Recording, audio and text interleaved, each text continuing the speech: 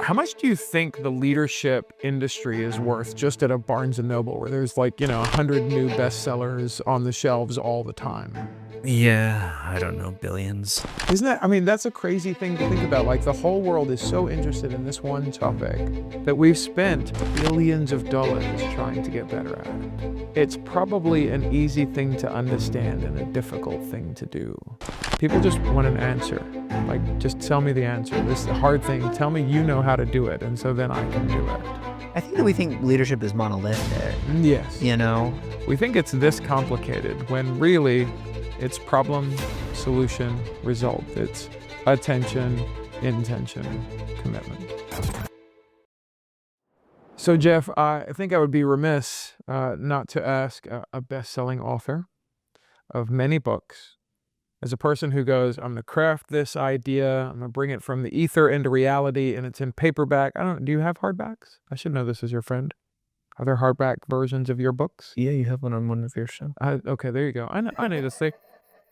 Listen, I listen or read everything on Kindle, apparently. So as a purveyor of many hardbacks and then also paperbacks that now live in these shelves. I will say one of my favorite games to play is when I'm traveling. Sure. I will go into a bookstore and be like, all right, let me find Jeff Guan on the thing. And, I've sent you a dozen pictures. For you, the bookstore experience, I mean, that must be kind of near and dear to your heart. What's the favorite or best bookstore out there, or an interesting experience that you've had in a bookstore? Well, I should say, when we were in Oxford this summer, How very literate. literary, there is a famous bookstore that has like many first editions of C.S. Lewis, Tolkien, like world famous bookstore. That's probably not the best bookstore experience I've ever had. One of the best, interestingly and ironically, was recently in Huntsville, Alabama, of all places. That is two very different places. Oxford, England. The literary capital of northern Alabama. Right next to the NASA space museum thing. No, actually, my wife and I were on an anniversary trip, and we just did kind of I wanted to just get out of town, do a night in a hotel. It's 90 minutes away from Nashville. Went and stayed in a hotel, and then we ended up in a small local bookstore. And it was a tiny little bookstore, but they had such a good curated collection of books. And I realize now, like, that's the game in bookstores, is not, do you have it? But have you curated a collection that is enjoyable to look through? Because it's unlikely, if not impossible, for you to go into a bookstore and find a better deal than you could, say, find online on Amazon. There are some exceptions to that, but very few. And so you go into a bookstore for the experience, which is why you've always gone into a bookstore. And we went into this bookstore, and they had one copy, only one, of every single book that they had. But each of them were hand-selected, and it was a small bookstore. There was maybe 1,000 books in there. Yeah. Your average Barnes & Noble has, like 100,000 books in it. So the purveyor of this store is really thinking about, what do you really need? That's right. What's the one book for you? Yeah. And so we kind of walked through, and when my wife and I are traveling, we like to pick up a book, get a record sometimes, and we always want it to like mean something, So we picked up a book that was a series of essays. I can't remember who it was by, and we read it on our way back home, driving from this trip, and it's on our shelf, and we'll probably slowly read through those stories. But we found that book, and she's always the one who has the eye. She's like, oh, this is our book, we should get this book, and we did. As a gifted editor, that makes sense. For sure. She's the most well-read person I know. But that experience of going, like a bookstore can be something other than just like a bunch of shelves with a bunch of classics that you pretend to have read, and then a bunch of like, modern business books and pieces of fiction. And so I love that. And I love going into record stores too, as you know. And it's true, I could like go online and find whatever record I'm looking for and buy it. But the fun of going into a record store, even into a bookstore, is finding something that you needed that you didn't know to look for. You needed, yeah. Yeah, like you go, oh, this is a surprise. That's always the most fun part of shopping anything. It's like, oh, I found something that I didn't know existed. I'm going to take it home and hopefully enjoy it. And it's interesting you bring up this idea of like you go in and you didn't know you needed this. Right. Because I think this is my heartbeat of the question of bookstores and also kind of how it relates to leadership. One of my favorite things to do is to walk through any bookstore, and we just happen to have 3 of them within, 30 seconds of the house here, which is really fortunate and unfortunate for my bank account. But one of them is, Barnes& Noble, and they've recently, built it, and there was a grand opening, and it's in the, development right next door. And my wife was so excited because she loves nothing more than purchasing 8 books. And Book Talkers or Instagram for books is like her favorite place online. And so we're walking through the store, and I was having this flashback of like, I've been walking through Barnes& Nobles as a company now for, I don't know, almost 30 years now. Like it was the thing, like when you were bored, high schooler, you got some time to kill, I was super cool. That's why I was walking through Barnes& Noble.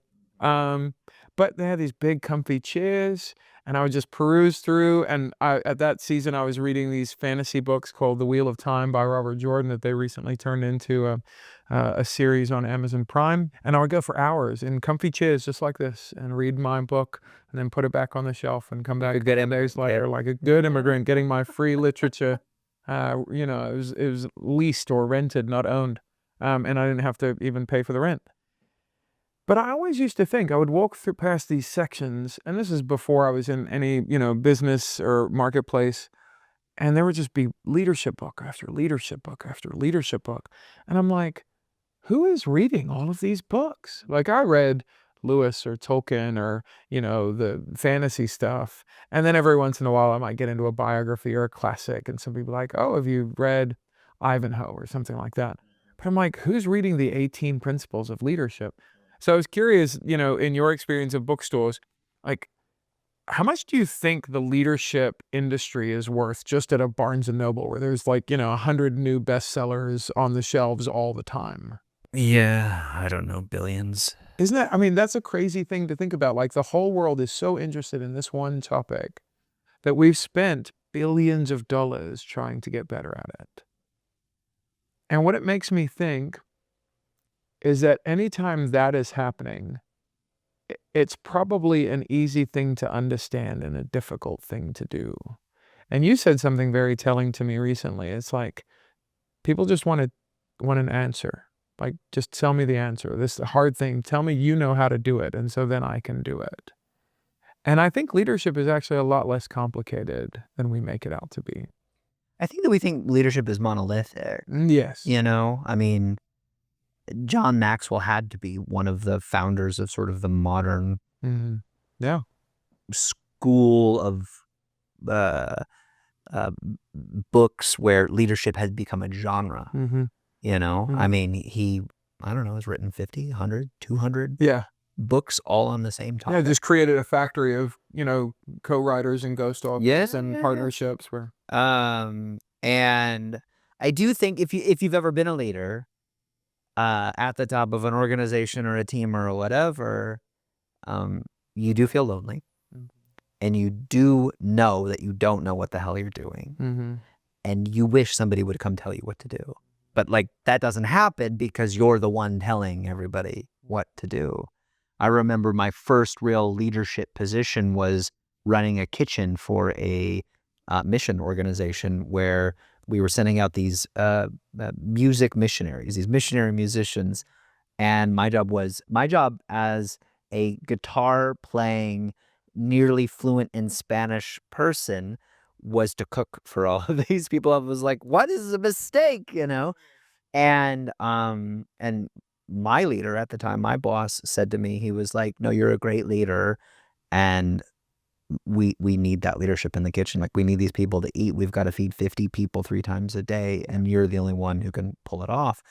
So I don't know if that was, real or not. He might have like whatever, but I actually learned that was the best leadership training I ever had because I was working in a kitchen. We had 6 or 7 people in this big kind of industrial kitchen, and we were feeding, 50 to 75 people 3 times a day, which is not an easy thing to do. And you've got to, whatever you make, you have to make it at scale. When we made homemade applesauce, hot applesauce for dessert, which was delicious. We made this giant, 20-gallon pot or whatever.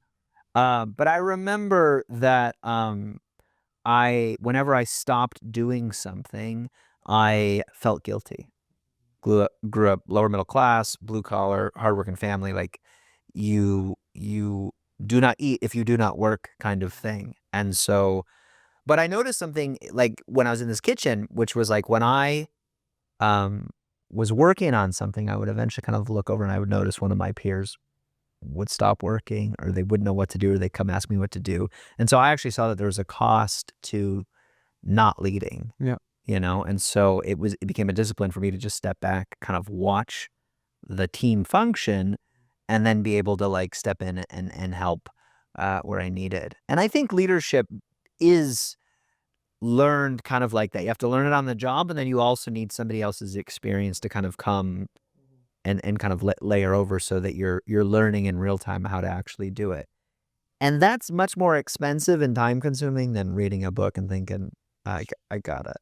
It's way messier. There's not a 4-part plan. But one of the things that strikes me, even in your story about the kitchen, the word that I kept on hearing over and over is this fun 4-letter word, and sometimes a hard and heavy one, is need. Because this idea for leaders and leadership is, and the phrase is pretty common to the point where it's cliche now, it's like, see the need, meet the need. Like that's the role of leadership all the time. You're just fighting fires. And I think that's the way all great leadership should start. But I don't think that's the place or the desire, the end goal is just constantly just meeting a need. And I think of leadership in this kind of triangle. And when I talk about Barnes & Noble and this billion-dollar enterprise, the reason I point that out is I'm like, it's more interesting to use your much more fun word if it's monolithic and scary. It's easy to monetize that. It's like, this is too big, it's too scary, it's too unknowable. And I'm going to say something that might be kind of insensitive. I don't think that's true. I think actually that leadership is 3 things. And in the triangle, I talk about it's attention and intention and commitment. Well, but to what? Okay, so there's a need. You have to give your attention to the right problem. So there's been a need presented. So that's the first thing. Is there a problem driving this need? So once you have your attention on the right problem at the top of the triangle, and you come down, do you have your intention set to 2 or 3 possible solutions that directly speak to that problem, that need that we're giving our attention to? And then finally, are you willing to experiment with 1, 2, 3 of those solutions to make sure that you get a result that has been defined and that we're now committed to? And it's really, to me, and I've watched this, and I'm still a young leader. I've only been doing this for 20 years. But over and over, I just watch, it's either one step or the second step or the third step that's being broken. And if you could fix any one of those by a small degree, it's shocking how much better the leadership gets really fast. Because what I see in companies is we spend a lot of time and attention in these bad meetings. Well, because nobody's actually decided this is the need. Okay, another word for need is the problem. This is the problem that we want to solve. Okay, let's give our full attention to that today, during this meeting, during this season, quarter, year, whatever the thing is. We're going to give real attention, demonstrable, expensive attention, because that's the other key in leadership. We hear this all the time in social media when people are marketing things. They say we now live in an attention economy. Your attention is the most expensive thing you own. And so if that's true, it's the most valuable thing you can invest. And so if there's a problem, it's going, how much numerically, time, energy, all these things we've talked about before, am I willing to invest facing that problem? Once we kind of solidify that, it's wild how quickly I'll watch a company, once they really even start there and going, hey, this is the problem that we solve. This is the thing we're going to give our attention to. Immediately the clarity, it's like ringing a bell for dinner, like you see in all TV show where they're like, oh, time for dinner, everybody comes right. That's what the bell of a problem does. That's what the need does. We know we're going to solve this thing. People are like, okay, great, finally somebody told us what the thing is. And the second you do that, then you move into, okay, well, let's be intentional with that now. We're going to set our intent to 2 to 3 possible solutions around this. And then the value of that is, okay, now we have momentum. We don't know if the solution is going to work. So now we're going to use that phrase again.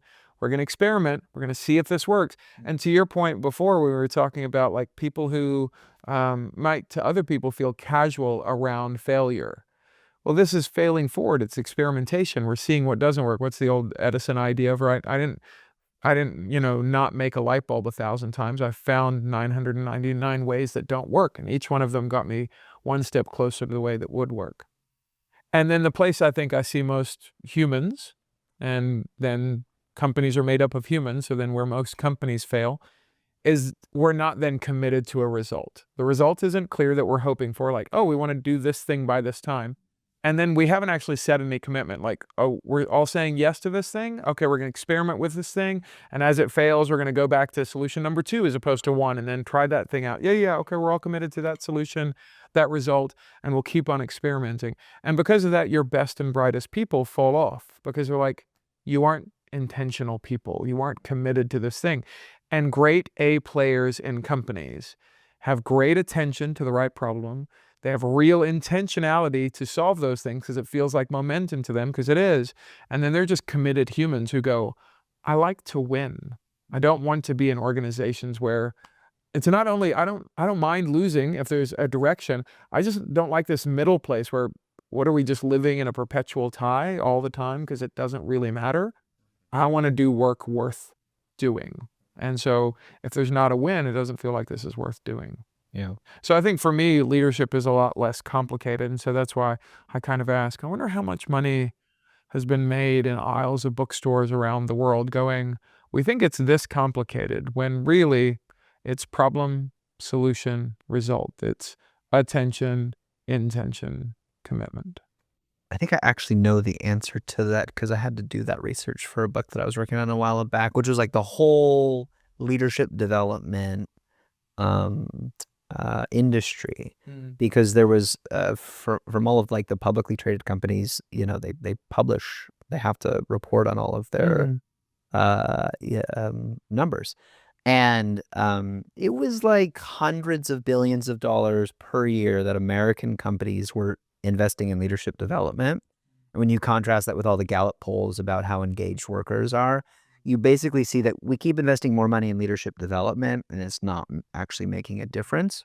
And I think that's because you're investing in the leaders. What is spending, whatever, $20,000 every year in leadership development? It means you're taking the leaders out of the organization, you're sending them to a seminar, you're buying a bunch of books, you're taking the leader out of the team that they're leading, and you're basically making the leader better, hoping that the team will get better. But the best leaders I've seen are like what you're describing, which is they're watching the team function. It's like a great coach. They're like watching the team play the game, and they're seeing how they can play it better.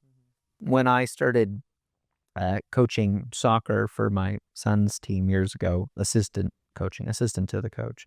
Assistant to the assistant? Yeah, assistant to the assistant. Kind of a Dwight thing. And this was actually really cool because when we started a new season of soccer, we all had to go to like a half-day coaching training Saturday with donuts and coffee and a bunch of middle-aged dudes, who complaining about their hammies. Yeah. And they actually had a professional English football player come in, and I can't remember what team he was from. Okay. But he came in and say Manchester United will make me more interested in that. That's where it was. There you go. And he had played professional soccer, and he came in and he said a few things. He was like, first of all, none of your kids are going to be professional soccer players. Just get over it. Unless they're playing every single day in the street since they were 3 years old, you're not taking this seriously. Second of all, the best way you can teach the kids to play the game is not yelling moves at them from the sidelines. It's letting them play the game and letting the game teach them how it wants to be played. He says to just scrimmage. And he listed all these like studies and reports, and he said, this is what makes great soccer players is you...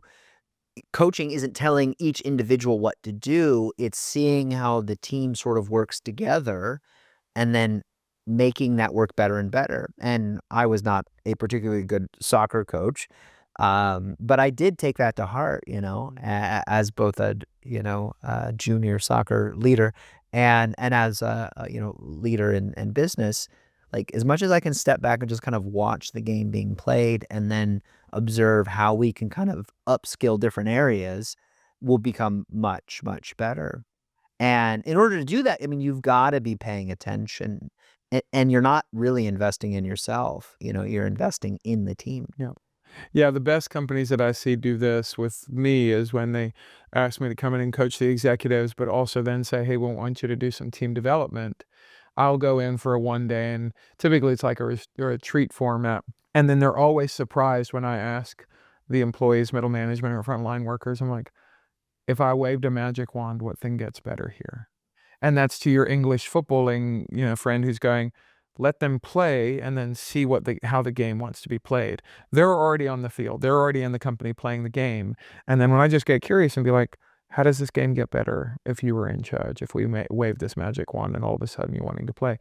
And that shows leadership that's really curious. And that shows a deep attention, like you were saying, a deep interest or intention. And then it goes, we're not scared of the messiness of that answer. We're just committed to getting everybody a win, which in your case was having the kids learn how to play the game. And in this case, it's going, your company, everybody wins for a little bit more curious about how do we lead ourselves first, and then how do we lead our teams and then the organizations and then the world by having this level of curiosity around, well, how should it be played by the people who are actually playing it?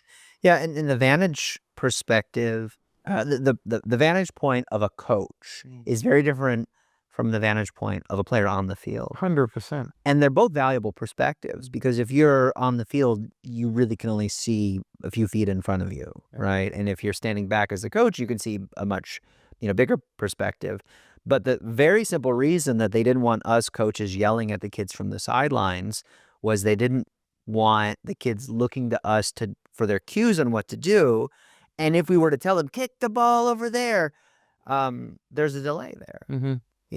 And if you're watching professional soccer being played, it's being played at such a velocity and intensity, you don't have time to look off to the field and go, what should I do, coach? It's happening too quickly. And most games that are being played at a professional level, including the game of business, including the game of relationship to your spouse, like, they're happening so quickly in real time. The best thing that you can do is learn to drop into the moment and tune in and not think what needs to happen next. It's the art of having a really good conversation. You're not planning the next thing that you're going to say. You're actually listening, tuning in, and then reacting authentically in the moment, which is very scary. Yeah, terrifying.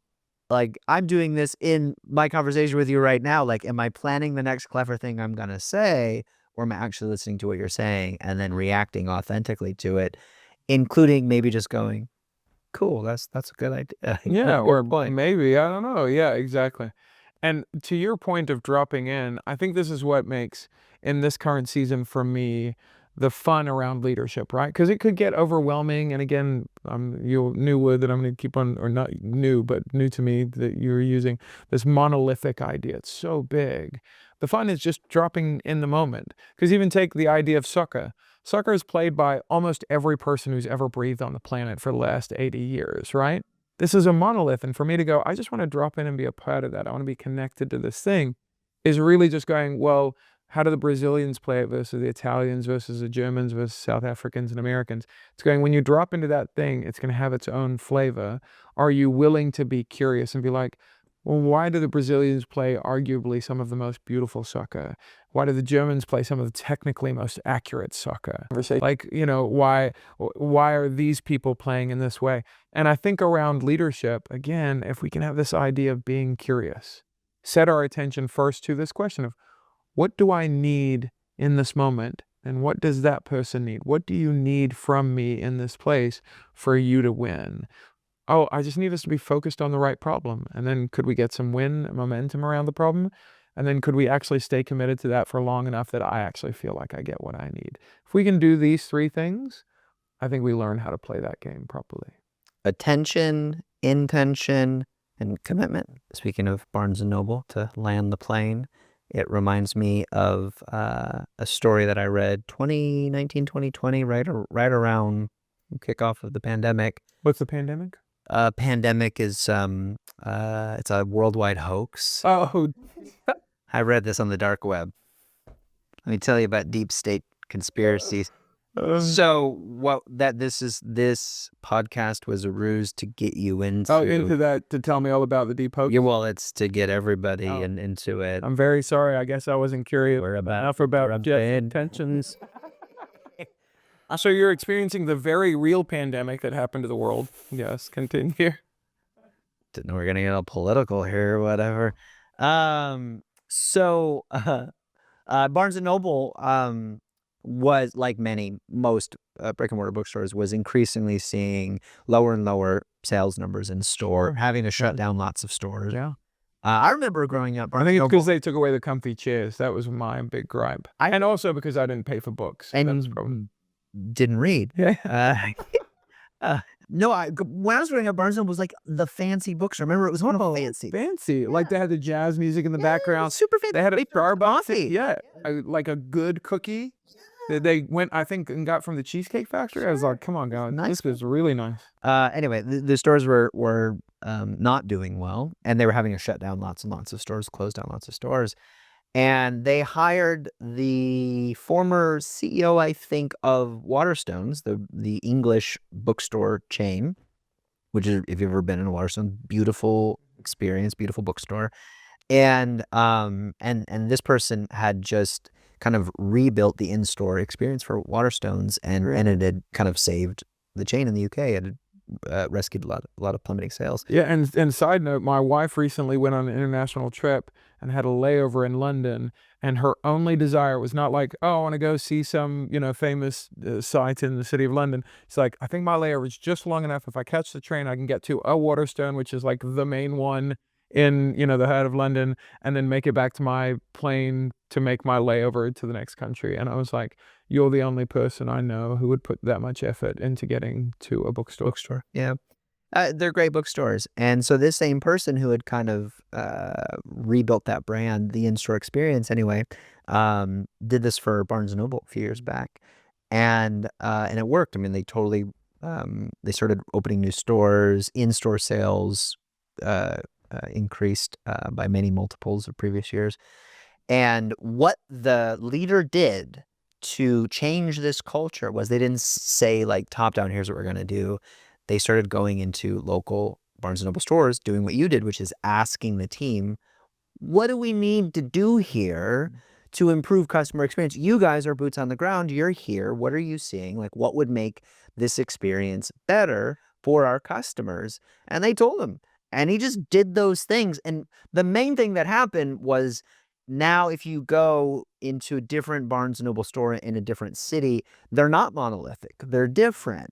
And essentially what happened at a corporate level was they empowered local teams to do what they need to do within their stores to retain customers and continue to increase sales. Amazing. Well, I'm very glad they did that hard leadership work so that Barnes & Noble still exists and bookstores still exist, that I can go peruse, buy the books, and then not read them. Because as my wife would say, I think her phrase is criminally underread. Yep. I think that's the right phrase. Yeah. She said you catfished her. I did. In her phone now, when she calls me, my name pops up as husband, lover, catfisher. Yeah. I think that's right. Yeah. Person who lied to me and said he was a big reader just to get in her good graces. And here we are, 2 kids, and almost 20 years later, it worked. Yes. Well, now you know. Knowledge is power. The more you know. Well, there you go. Whether you're playing professional soccer, lying about how many books you've read, copiously, or, trying to be the next leadership business bestseller.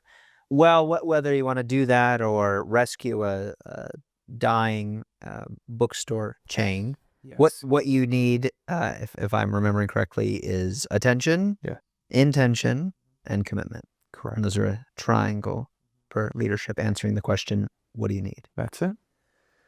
Well, there you go. Knowledge is power. Leadership solved. We did it. We did it. It is a monolith. Yeah. $1 billion, and we fixed it in one podcast. You're welcome, world. Well, I guess that's it. Until the next question.